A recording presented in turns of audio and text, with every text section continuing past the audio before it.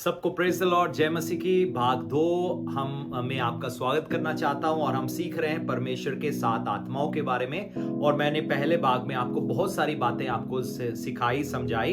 अगर आप वो मिस कर गए तो कृपया भाग 1 देखना ना भूलें। बहुत सारे लोग ये सवाल करते हैं, परमेश्वर के जब 7 आत्माओं की बात होती है, इसका मतलब है क्या वो 7 अलग अलग प्रकार के आत्माएं हैं? नहीं, जैसे मैंने पहले भाग में आपको बताया, यहां पर हम होली स्पिरिट के 7 एट्रीब्यूट्स को देखते हैं। यहां पर हम पवित्र आत्मा के 7 गुणों के बारे में बात किया गया है, जिसके बारे में हम देखते हैं। तो पहले भाग में मैंने बात किया यहोवा के आत्मा के बारे में, कैसे वो जब एक व्यक्ति के ऊपर उतरता है, उसको एक पर्पस मिल जाता है, उद्देश्य मिल जाता है, हृदय परिवर्तन हो जाता है, हार्ट चेंज हो जाता है, ताकि अब वो परमेश्वर के कार्य को कर सके। दूसरे भाग में मैं आपसे आज बात करूंगा दूसरे चरण में, दूसरे भाग में बुद्धि के आत्मा के बारे में। लेकिन इससे पहले हम एक बार फिर से जाएंगे आइसाया में और यशाया में। जैसे इस समय आप स्क्रीन पर देख रहे हैं, उसका 11 अध्याय और पहली और दूसरी आयत। और यहां पर लिखा है यहोवा का आत्मा, बुद्धि का आत्मा, समझ का आत्मा, युक्ति का आत्मा, पराक्रम का आत्मा, ज्ञान का आत्मा और यहोवा के भय का आत्मा। 7 प्रकार के आत्माओं के बारे में यहां पर लिखा है। पहला हमने देखा यहोवा का आत्मा और दूसरा है, आज हम बात करेंगे बुद्धि के आत्मा के बारे में। तो अगर आप संडे स्पेशल सर्विस में हमारे इस प्रोग्राम को देख रहे हैं, तो आज मैं पार्ट 3 भी आपके बीच में उसके बारे में भी आपको बताऊंगा और फिर अगले संडे आप फॉलो कर सकते हैं। लेकिन अगर संडे सर्विस के बाद आप हमारे इस वीडियो को फेसबुक या यूट्यूब पर देख रहे हैं, तो आप यूट्यूब में जाकर हमारे बाकी भागों को भी चेक कर सकते हैं। तो यहां पर हमने परमेश्वर के वचन में देखा। दूसरे चरण में हम देखेंगे बुद्धि के आत्मा के बारे में। हम बाइबल में पढ़ते हैं सुलेमान के बारे में, और उसने परमेश्वर से प्रार्थना किया और जब वो राजा बना, उसने कहा परमेश्वर मुझे बुद्धि और समझ दो, ताकि मैं आपकी इतनी बड़ी प्रजा, इतनी बड़ी कौम की अगुवाई कर सकूं। तो उसने परमेश्वर से बुद्धि और समझ को मांगा और परमेश्वर ने उसको दिया। वो इस बात को समझता था कि मुझे बुद्धि की जरूरत है। बहुत सारे लोग परमेश्वर से सामर्थ पा लेते हैं, लेकिन वो बुद्धि में बढ़ नहीं पाते, और परमेश्वर चाहते हैं हम बुद्धि में बढ़े। पवित्र शास्त्र बाइबल में यह भी लिखा है, सोने चांदी से बढ़कर बुद्धि को प्राप्त करो। आज बहुत सारे लोग सोना चांदी चाहते हैं, लेकिन बुद्धि को प्राप्त नहीं करना चाहते। नीति वचन में भी लिखा है कि नीति वचनों को पढ़ने वाला बुद्धि प्राप्त करे। तो बाइबल की हर बुक महत्वपूर्ण है, लेकिन नीति वचन, खासकर जब आप नीति वचन पढ़ोगे, आपको उसमें से बहुत बुद्धि सीखने को मिलेगी। बाइबल में 31 नीति वचन है, 31 प्रोवर्ब्स है। आपको मैं ये इंकरेज करूंगा, आप डेट के मुताबिक रोज कम से कम एक प्रोवर्ब जरूर पढ़ें। बाकी भी जो आप अपनी बाइबल स्टडी करते हैं करते रहें, लेकिन डेट के मुताबिक रोज एक प्रोवर्ब्स पढ़ना शुरू करें। 4, 5, 6 महीनों के अंदर आप देखेंगे आपके बर्ताव में, आपके सोचने में, आपके डिसर्नमेंट में, आपके फैसले लेने में बहुत ज्यादा परिवर्तन आ जाएगा। क्योंकि अब आपने उन वचनों को पढ़ा है, उन बुद्धि की बातों को पढ़ा है, उन समझ की बातों को पढ़ा है जो परमेश्वर ने सुलेमान राजा को रिवील किया। और वो सुलेमान राजा जिसने परमेश्वर से वो बुद्धि और समझ को प्राप्त किया, अब वो हमारे साथ मसीह की कलीसिया के साथ उन बातों को बांट रहा है। इसलिए प्रोवर्ब्स, नीति वचन बहुत महत्वपूर्ण है। कहावता कहते हैं पंजाबी में। तो आप इसको पढ़ना मत छोड़े, रोज एक जरूर पढ़े अपनी बाकी बाइबल स्टडी के साथ साथ। याकूब की पत्री 3 अध्याय और 15 आयत में, जैसा आप इस समय स्क्रीन पर देख रहे हैं, याकूब की पत्री 3 आयत 15 आयत में लिखा है, जेम्स चैप्टर 3 वर्स 15 में, ये ज्ञान वह नहीं जो ऊपर से उतरता है, वरन संसारिक और शारीरिक और शैतानी है। तो बाइबल में लिखा है, 2 ज्ञानों के बारे में हम पढ़ते हैं पवित्र शास्त्र बाइबल में। एक वो ज्ञान है जो संसारिक है, एक वो है जो स्वर्गीय है। तो हम देखते हैं बहुत सारे लोग विश्वासी होने के बावजूद संसारिक ज्ञान के मुताबिक, संसारिक विजडम के मुताबिक, संसारिक बुद्धि के मुताबिक चलते हैं। उदाहरण के तौर पर बाइबल में हम पढ़ते हैं, एक दिन प्रभु यीशु मसीह अपने चेलों से कहते हैं, मेरा समय आया है, मैं पकड़वाया जाऊंगा, मारा जाऊंगा। और पतरस प्रभु यीशु मसीह को रोकता है और प्रभु यीशु मसीह उसको डांटते हैं और कहते हैं, शैतान पीछे हट जा। अब पतरस प्रभु यीशु मसीह को जो करने से मना कर रहा था, सांसारिक तौर पर वो गलत नहीं था, लेकिन आत्मिक तौर पर वो गलत था। क्योंकि प्रभु यीशु मसीह का एक उद्देश्य था। संसारिक मनुष्य या संसारिक बुद्धि अपने लिए एक आसान रास्ता ढूंढती है। संसारिक बुद्धि कहती है मेरी लाइफ कंफर्टेबल कैसे हो सकती है, मेरी लाइफ आरामदायक कैसे हो सकती है। तो संसारिक लोगों का सोचने का तरीका यह है, ये सेल्फिशनेस है, स्वार्थ है। हम सबसे पहले अपने बारे में देखते हैं, अपना कंफर्ट देखते हैं, हम देखते हैं कहीं हमें एक्स्ट्रा माइल तो नहीं जाना पड़ेगा, हमें कहीं दुख तो नहीं उठाना पड़ेगा। इसीलिए बहुत सारे लोग परमेश्वर के सेवा कार्यों में हिस्सा नहीं लेते, क्योंकि वो उनको लगता है हम डिस्टर्ब हो जाएंगे या हमारी लाइफ डिस्टर्ब हो जाएगी। हम देखते हैं बाइबल में मरियम को ब्लेसेड कहा गया, और भी बहुत सारे लोगों को ब्लेसेड कहा गया, सिर्फ मरियम को नहीं। बाइबल में उन लोगों को भी ब्लेस्ड कहा गया जिनके गुनाह क्षमा हो गए और जिनको बाइबल में लिखा है अब अपनी करनियों का लेखा देना नहीं पड़ेगा, तो उनको भी बाइबल में आशीषित कहा गया। लेकिन मरियम को भी ब्लेसेड कहा गया। हम बाइबल में देखते हैं कैसे एक दिन परमेश्वर का स्वर्गदूत उसके पास आता है और उसको कहता है तू गर्भवती होगी और एक पवित्र आत्मा तेरे ऊपर उतरेगा और एक बच्चे को जन्म देगी और उसका नाम इमैनुएल होगा। तो हम देखते हैं कैसे अनुग्रह की दृष्टि, परमेश्वर का फेवर मरियम के ऊपर आया। सुनने में अच्छा लगता है, पढ़ने में अच्छा लगता है, देखने में भी अच्छा लगता है, लेकिन मालूम है मरियम के लिए कितनी बड़ी मुसीबत क्रिएट हो गई। उसका होने वाला पति, यानी कि जिसके साथ उसकी एंगेजमेंट हुई थी, तो एंगेजमेंट को तोड़ने के लिए भी उन दिनों में डिवोर्स देना पड़ता था, तो उसको वो डिवोर्स देने के लिए उसको तैयार हो गया। अगर खबर कहीं ज्यादा फैल जाती, उस पर यहूदी कानून के मुताबिक पथराव हो जाना था। मरियम बहुत बड़ी मुसीबत में पड़ गई। तो देखो संसारिक तरीका कितना अलग है और परमेश्वरीय तरीका कितना अलग है। संसारिक व्यक्ति कहेगा प्रभु मैंने तो सोचा कि आपकी अनुग्रह की दृष्टि मेरे ऊपर हुई है, अब तो मेरे जीवन में कोई मुसीबत आएगी नहीं। लेकिन आप यहां पर देखो परमेश्वर की स्वर्गीय बुद्धि को, परमेश्वर उसके जीवन में काम कर रहे हैं, लेकिन संसारिक तौर पर वो मुसीबत में पड़ गई, वो बहुत बड़ी मुश्किल में पड़ गई। उस पर किसी भी समय पथराव हो सकता था अगर उसका पति यूसुफ गुस्से में आके इस बात को खोल देता। बाइबल में लिखा है उसने चुपके से फैसला लिया उसको डिवोर्स देने का, उसको तलाक देने का। आप सोच सकते हो कितनी बड़ी मुसीबत में वो एकदम से पड़ गई। और फिर इतना ही नहीं, जब यीशु का जन्म हुआ तब वो मुसीबत में थे, कई जगह नहीं मिली कि कहां पर बच्चे को रखे। और उसके बाद हम देखते हैं कैसे हेरोद बच्चों को कितने बच्चों को उसने मार दिया और प्रभु यीशु मसीह को लेकर उनको आगे निकलना पड़ा। और फिर उसके बाद उसका बेटा उसकी जगह राजा बना। तो हम देखते हैं कैसे बहुत सारी मुश्किलें उठानी पड़ी। तो जो संसारिक बुद्धि वाला व्यक्ति होगा वो कहेगा प्रभु ये क्या हुआ, आपका आत्मा मेरे ऊपर उतरा और मैंने तो सोचा बड़े बड़े काम होंगे, प्रभु यीशु मसीह मेरे जीवन में आ गए हैं और जिंदगी में सब कुछ आसान ही आसान हो जाएगा।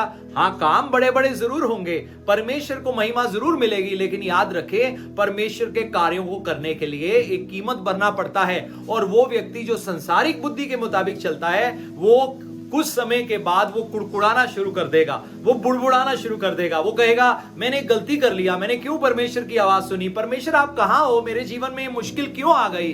देखो याद रखो, जब आप परमेश्वर की इच्छा के मुताबिक या स्वर्गीय बुद्धि के मुताबिक चल रहे हो, आप हवाओं के खिलाफ जा रहे हो, आप हवाओं का सामना कर रहे हो। आपके सामने कई गोलायत आएंगे, कई यरीहो की दीवारें आकर खड़ी होंगी, लेकिन अगर आप विश्वास में बने रहो कोई भी चीज आपके सामने खड़ी ना रह पाएगी और एक दिन परमेश्वर को आपकी जिंदगियों के द्वारा महिमा मिलेगी।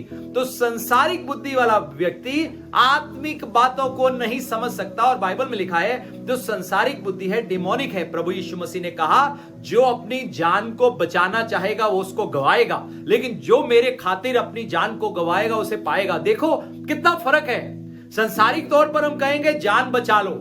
बहुत सारे लोग साइलम सीकर कई बार होते हैं, मुश्किल के कारण, मैं समझ सकता हूं कई बार मुश्किल के कारण उनको साइलम सीकर बनना पड़ता है, किसी देश के लिए वो सिटीजनशिप लेना चाहते हैं। लेकिन अगर प्रभु का उद्देश्य है तो, प्रभु का पर्पस है तो कि हम वहीं रहें जहां परमेश्वर ने हमें रखा है, तो पवित्र आत्मा की अगुवाई से विश्वासियों को चलना बहुत जरूरी है। हम बाइबल में पढ़ते हैं पेचेलों के ऊपर भी सताव आया, लेकिन बहुत सारी ऐसी जगह थी जहां से वो निकल गए और कुछ ऐसी जगह थी वो बने रहे और परमेश्वर ने एक दिन उन जगहों में कार्य किया और उन इलाकों में, उन क्षेत्रों में, उन देशों में एक बहुत बड़ा बदलाव आ गया। तो हमें संसारिक बुद्धि के मुताबिक नहीं चलना कि हम अपनी जान बचाने की कोशिश करें, लेकिन हमें आत्मिक बुद्धि के मुताबिक परमेश्वर की अगुवाई में हेवनली विजडम पाकर अपनी जिंदगी में आगे बढ़ना है। एक बार 2019 की बात है, तो वहां पर एक मीटिंग थी, बहुत सारे मिशनरी, बहुत सारे परमेश्वर के सेवक लोग आए हुए थे। तो उनके बीच में एक कैनेडियन व्यक्ति थे जो हमारी भारतीय भाषा को भी, हमारी पंजाबी भाषा को भी थोड़ा बहुत जानते थे।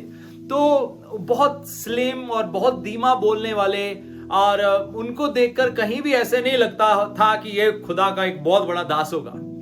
तो उनके साथ हम 2-3-4 दिन रहे। तीसरे चौथे दिन जाकर मैंने उनसे उनके बच्चों के बारे में पूछा। मैंने कहा आपके कितने बच्चे हैं? उन्होंने कहा मेरे 2 बेटे हैं। मैंने कहा आपके बेटे क्या करते हैं? तो उनके जो 2 बेटे थे वो 20 साल से लेकर 23 साल की उम्र के बीच में थे। तो मैंने पूछा वो क्या करते हैं? उन्होंने कहा एक बेटा अफगानिस्तान में है। मैं कहा अफगानिस्तान में आपका बेटा क्या कर रहा है? कहता है परमेश्वर की सेवा कर रहा है। मैंने पूछा दूसरा बेटा क्या कर रहा है? वो कहते कनाडा के एक बड़े कठिन इलाके में वो काम करता है और वो जानबूझ के वहां पर गया है। कहता पापा मैं उस इलाके में जाऊंगा क्योंकि लोग वहां बहुत बिगड़े हुए हैं और वहां जाकर मैं परमेश्वर की सेवा करूंगा। अगर सोचा जाए, हम माँ बाप होने के नाते अपने बच्चे को ऐसे इलाके में नहीं भेजेंगे जहां पर हमें लगे उनको खतरा है या कोई चाकू मार देगा या कोई ड्रगी उसके पीछे चले जाएंगे। लेकिन यहां पर मैंने इस पिता को देखा, उसने अपने बेटे को वो करने दिया जो उसे लगा कि परमेश्वर की ओर से है।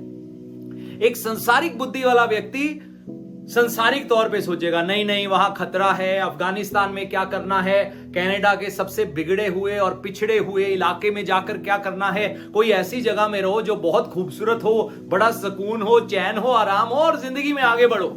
लेकिन यहां पर हम देखते हैं उस पिता ने संसारिक बुद्धि के मुताबिक नहीं सोचा, लेकिन परमेश्वर की दी हुई बुद्धि के मुताबिक सोचा। बहुत सारे लोग आज जो विश्वासी हैं, पवित्र आत्मा पाए हुए हैं, नया जन्म पाए हुए हैं, अभी भी वो संसारिक बुद्धि के मुताबिक चलते हैं। आज भी वो अपनी जिंदगी में सोचते हैं, कोई भी फैसला लेते हैं, ये सोचते हैं हमें क्या फायदा मिलेगा अगर हम प्रभु के कार्यों के लिए ऑफरिंग देंगे, टाइट्स देंगे, दशमांश देंगे। सबसे पहली बात मन में आती है हमें इसका क्या फायदा होगा। बहुत सारे लोग हैं जो प्रभु यीशु मसीह के लिए नुकसान उठाने को तैयार नहीं है। याद रखना, अगर आप प्रभु यीशु मसीह के लिए दुख उठाते हो, उसके लिए आपको एक बड़ा इनाम दिया जाएगा, क्योंकि बाइबल में लिखा है धन्य है वे जो सताए जाते हैं, परेशान किए जाते हैं, जिनके खिलाफ झूठे इल्जाम लगते हैं। आनंदित और मगर होना, क्योंकि स्वर्ग में तुम्हारे लिए बड़ा इनाम है। स्वर्गीय बुद्धि वाले लोग वो हैं जो अपना धन स्वर्ग में इकट्ठा कर रहे हैं। जो आज पृथ्वी पर कोई भी कार्य करते हैं, चाहे उसके लिए उनको नुकसान भी क्यों ना उठाना पड़े, लेकिन प्रभु की इच्छा समझते हुए वो कुछ भी करने को तैयार है,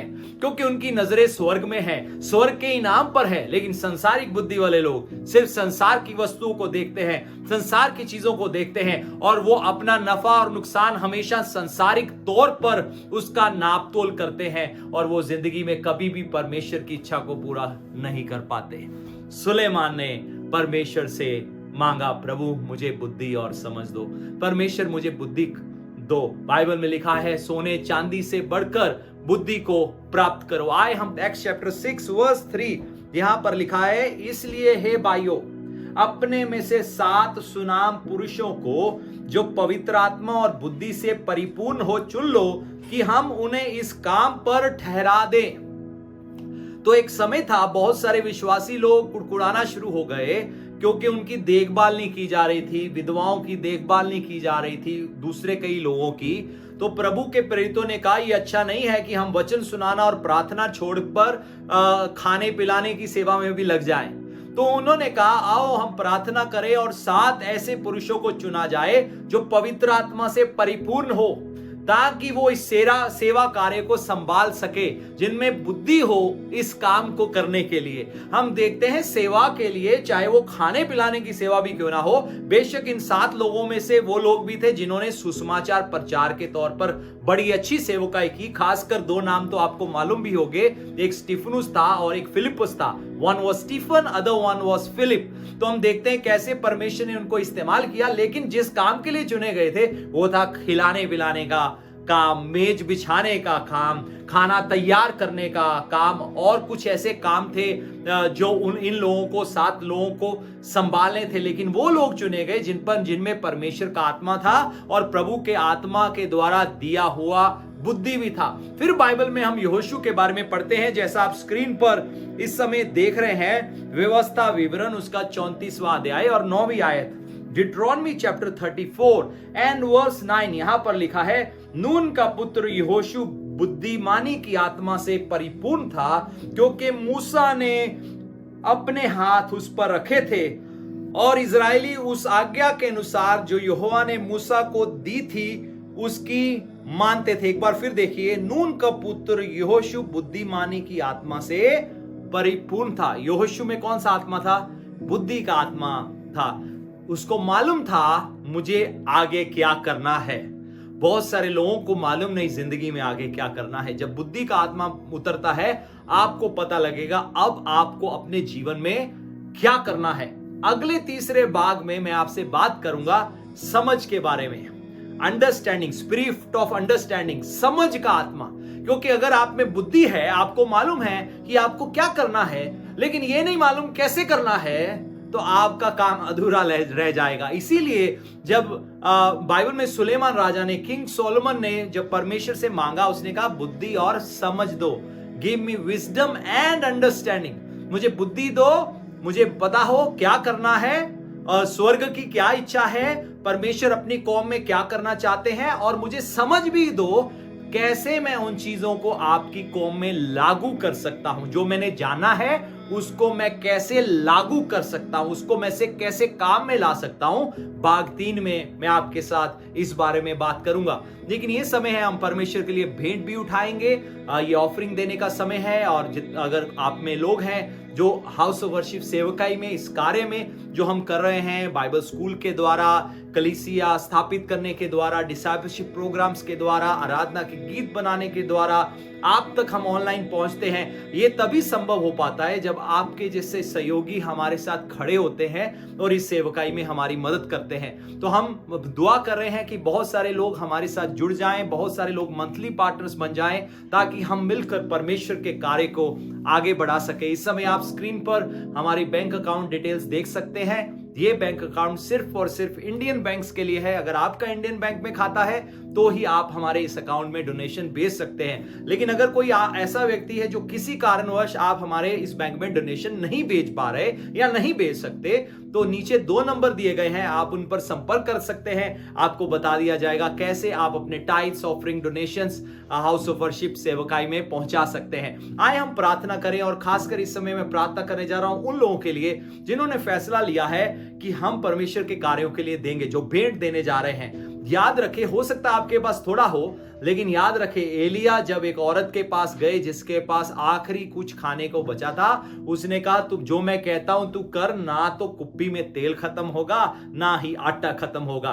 तो हम देखते हैं जब उसने स्वर्गीय बुद्धि पर समझ लगाई, स्वर्ग की बात पर नजर लगाई, उसको कोई भी घटी ना हुई। मेरी प्रार्थना है परमेश्वर ऐसा ही चमत्कार आपकी जिंदगियों में करे। आए हम प्रार्थना करें। पिता, मैं धन्यवादी हूं आपके लोगों के लिए जिन्होंने आज वचन सुना है। भाग 1 में हमने सीखा यहोवा का आत्मा, भाग 2 में हमने बुद्धि का आत्मा के बारे में सुना है। मेरी प्रार्थना है आपके वचन में लिखा है जिसमें बुद्धि की कमी हो वो बुद्धि को मांगे। फिर हम देखते हैं कैसे मूसा ने यहोशू के ऊपर हाथ रखे और बुद्धि का आत्मा उसके ऊपर उतर आया। यीशु मसीह के नाम से ये ब्लेसिंग मैं आपके लोगों के जीवन के ऊपर बोल देता हूं, इनको विजडम में बढ़ाएं, स्वर्गीय विजडम में बढ़ते चले जाएं। और मैं प्रार्थना करता हूं जितने लोग इस समय पिता डोनेशंस, ऑफरिंग, टाइट्स देने जा रहे हैं हाउस ऑफ वर्शिप सेवकाई में, ताकि हम सेवा के कार्य को आगे बढ़ा सके, मैं प्रार्थना करता हूं दबा दबा कर, हिला हिला कर इनके झोली में डाल दिया जाए। इनको किसी बात की गति ना हो। और ये याद रखे, ये क्योंकि इन्होंने ऐसा काम किया है, स्वर्ग में इनका बड़ा इनाम है। आपका धन्यवाद सारी बातों के लिए, यीशु मसीह के नाम में।